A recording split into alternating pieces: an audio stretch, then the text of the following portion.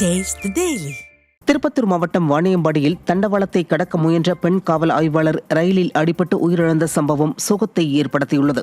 கிருஷ்ணகிரி மாவட்டம் கந்திக்குப்பம் காவல் நிலையத்தில் சிறப்பு உதவி ஆய்வாளராக பணிபுரிந்து வந்தவர் மேரி ஸ்டெல்லா. இவர் சென்னை செல்வதற்காக வாணியம்பாடி ரயில் நிலையம் வந்து தண்டவாளத்தை கடக்க முயன்றுள்ளார். அப்போது தன்பாத் விரைவு ரயில் மோதியதில் படுகாயமடைந்த அவர் சிகிச்சை பலனின்றி மருத்துவமனையில் உயிரிழந்தார். கடலூரில் குளத்தில் மூழ்கிய ஐடிஐ மாணவன் சடலமாக மீட்கப்பட்டார்.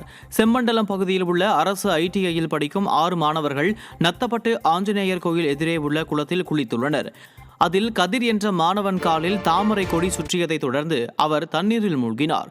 தகவலறிந்து சென்ற தீயணைப்புத் துறையினர் 2 நாட்களாக தேடிய நிலையில் நீரில் மூழ்கிய மாணவன் சடலமாக மீட்கப்பட்டார். தஞ்சை மாவட்டம் கும்பகோணம் அருகே உள்ள திருநாகேஸ்வரம் நாகநாத சுவாமி கோவிலில் கார்த்திகை கடைஞாயிறு பெருவிழா கொடியேற்றத்துடன் துவங்கியது. நவகிரகங்களில் ராகு பகவானுக்குரிய ஸ்தலமாக போற்றப்படும் இக்கோவிலில் புனித நீர் கொண்டு சிறப்பு அபிஷேகம் செய்யப்பட்ட கொடிமரத்தில் நந்தியம்பெருமான் பொறித்த திருக்கொடி ஏற்றப்பட்டது. தொடர்ந்து கொடிமரத்திற்கு மகா தீபாராதனை காண்பிக்கப்பட்டது. இந்நிகழ்ச்சியில் ஏராளமானோர் கலந்து கொண்டு சாமி தரிசனம் செய்தனர்.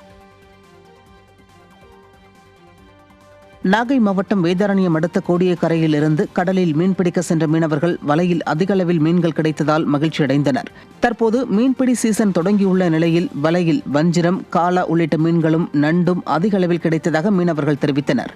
சிங்கி இறால் உயிருடன் தண்ணீரில் வைக்கப்பட்டு வெளிநாட்டுக்கு ஏற்றுமதி செய்யப்படுவதாகவும் அவர்கள் கூறினர். 1 கிலோ வஞ்சிரம் மீன் 750 ரூபாய்க்கும், 1 கிலோ வவ்வால் மீன் 1000 ரூபாய்க்கும், 1 கிலோ சிங்கி இறால் 2500 ரூபாய்க்கும் விற்பனை செய்யப்படுகிறது. நாகை மாவட்டம் சிக்கலை அடுத்த பொறவாச்சேரியில் அரசு பேருந்தும் ஆட்டோவும் மோதி விபத்திற்குள்ளானதில் ஆட்டோ ஓட்டுநர் மற்றும் 4 பெண்கள் காயமடைந்தனர். மதுரை பேருந்து நிலையத்திலிருந்து நாகை நோக்கி வந்த அரசு பேருந்தும் கீழ்வேலூர் நோக்கி சென்ற ஆட்டோவும் மோதியதில் காயமடைந்த 5 பேரும் ஓரத்தூர் மருத்துவமனையில் சிகிச்சை பெற்று வருகின்றனர்.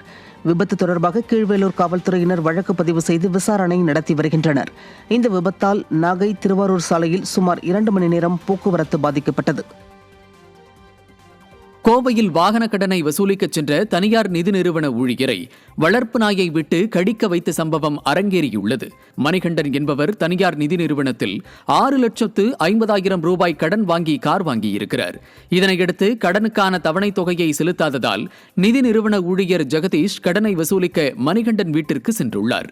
அப்போது பிரியா என்ற பெண் தான் வளர்த்து வரும் ஜெர்மன் ஷெப்பர்ட் நாயை அவிழ்த்துவிட்டு நிதி நிறுவன ஊழியரை கடிக்க வைத்துள்ளார். 12 இடங்களில் கடிபட்ட ஜெகதீஷ் சிகிச்சை பெற்று வரும் நிலையில் பிரியா பிடிபட்டார்.